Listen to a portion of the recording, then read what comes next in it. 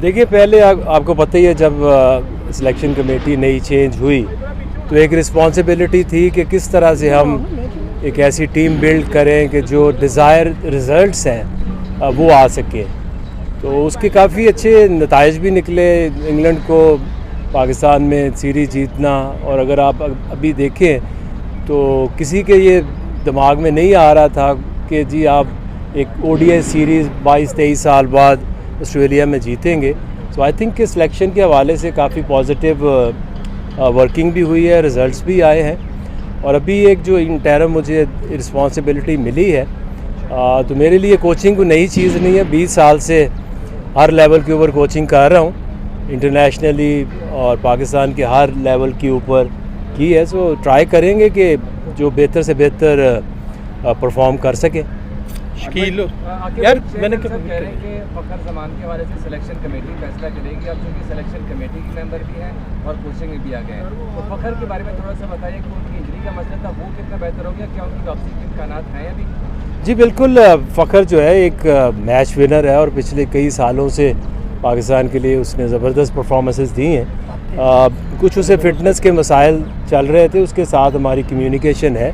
जैसे ही वो फिट होता है तो डेफिनेटली सिलेक्शन कमेटी उसके कंसीडर करेगी और आगे आप देखेंगे फ़खर को।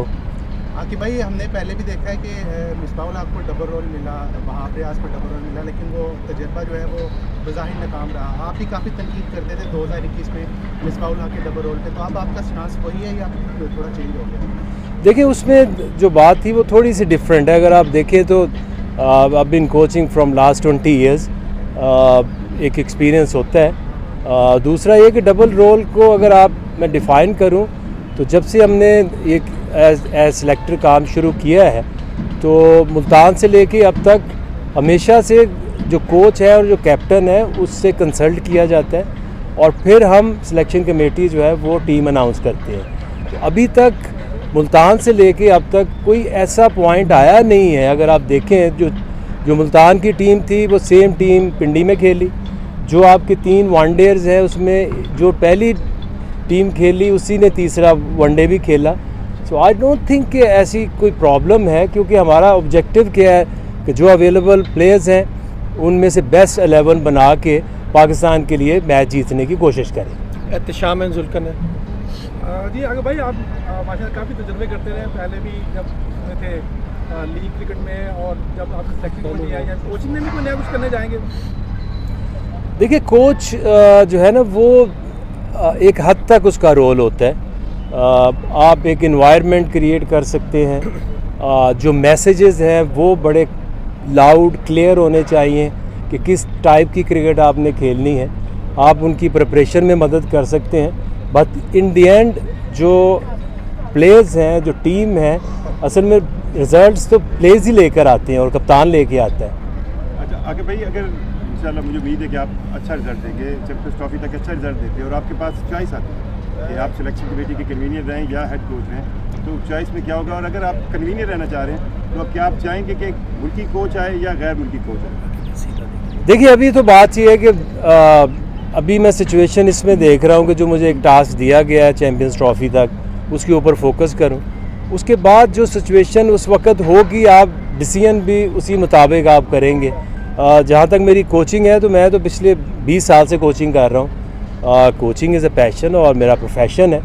सो जैसे ही आगे अपॉर्चुनिटीज़ नज़र आएंगी उसके मुताबिक फ़ैसला होगा।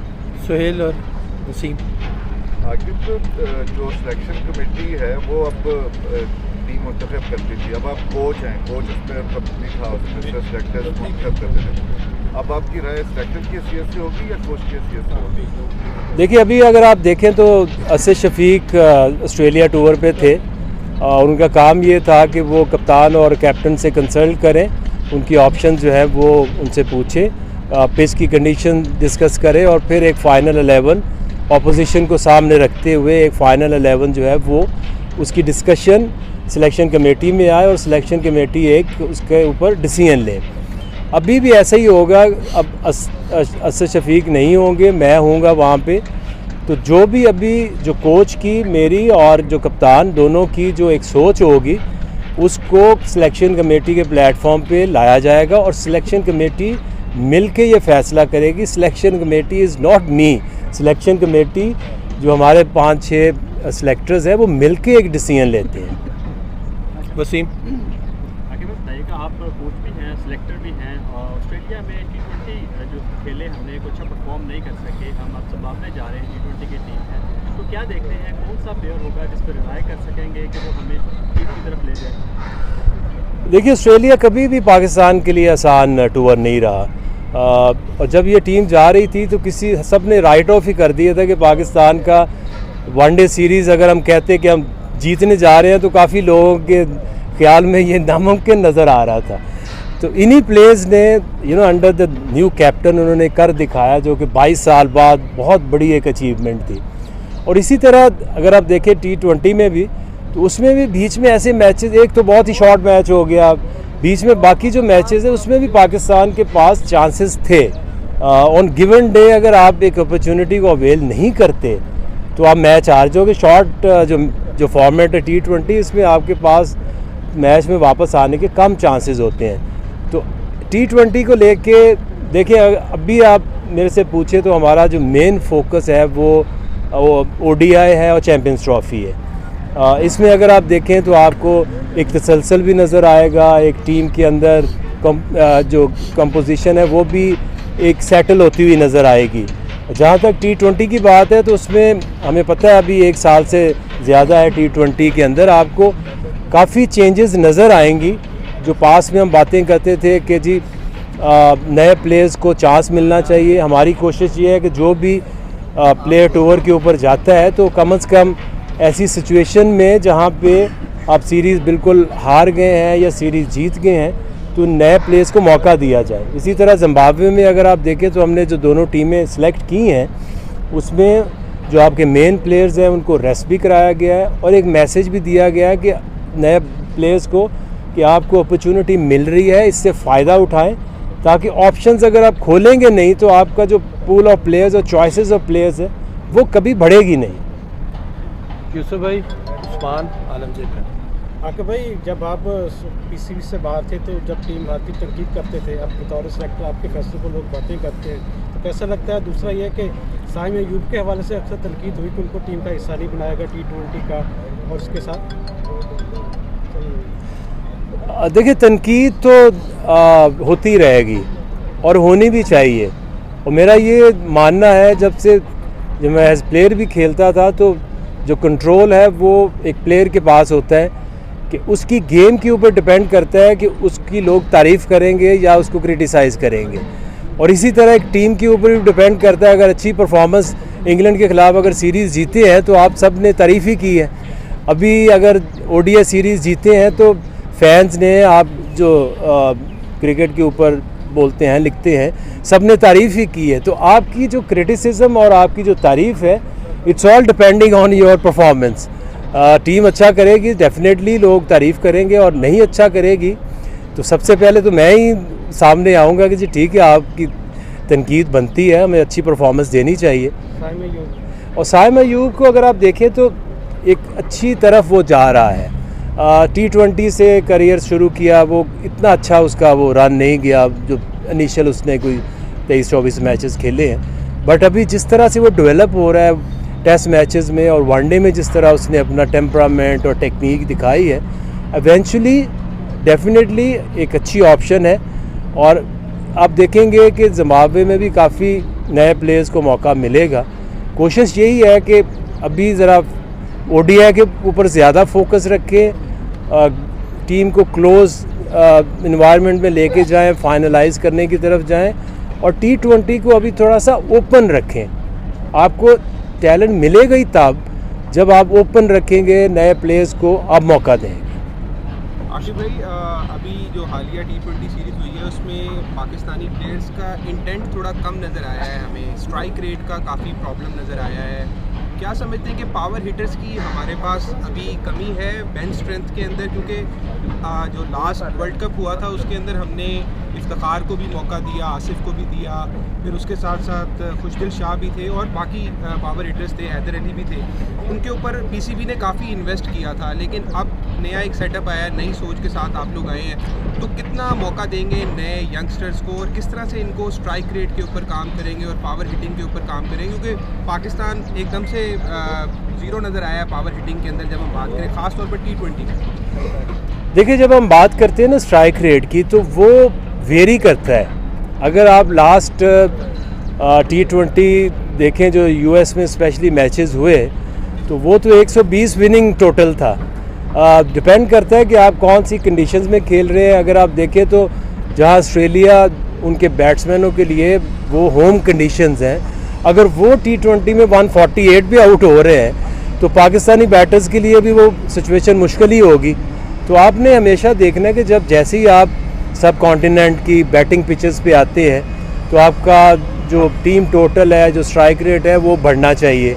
अगर आप US जैसी कंडीशंस हैं या अभी जो ऑस्ट्रेलिया की प्री सीज़न जहाँ बॉल मूव हो रहा है, बाउंस हो रहा है, तो वहाँ उनकी भी किसी भी मैच में आपको नहीं लगा कि उन्होंने 200 रन कर दिए हैं। इवन के वनडे में 180 170 पे वो आउट हुए हैं। तो ये your strike rate is not important but reading the conditions कि उनके मुताबिक कितना तेज़ और कितना रिस्पॉन्सिबल होकर खेलना चाहिए। स्ट्राइक रेट से ज़्यादा मैं समझूंगा रिस्पॉन्सिबिलिटी और अवेयरनेस ऑफ द सिचुएशन, इसके ऊपर ज़्यादा मैं सोचूंगा कि ध्यान देना चाहिए। आकिब भाई, ODI चूँकि चैम्पियंस ट्रॉफी है, ODI पे हम फोकस करेंगे और जिस तरह के आपने कहा बैटिंग मेंटलिटी को आप किस तरह चेंज करोगे, जिस तरह के इवन ऑस्ट्रेलिया में तो बैटिंग जो सिचुएशन थी वो बैट्समैन के कंट्रोल में नहीं थी ODI में, ठीक है, क्योंकि बॉलिंग बड़ी अच्छी हो रही थी, लेकिन जब कंट्रोल में सिचुएशन होती है, हमारे बैट्समैन, जो की बैट्समैन की बात कर रहा हूँ, वो लूज शॉट खेल के आउट हो जाते हैं, उनको डीप जाना चाहिए। इस मेंटलिटी को आप किस तरह इम्प्रूव करोगे?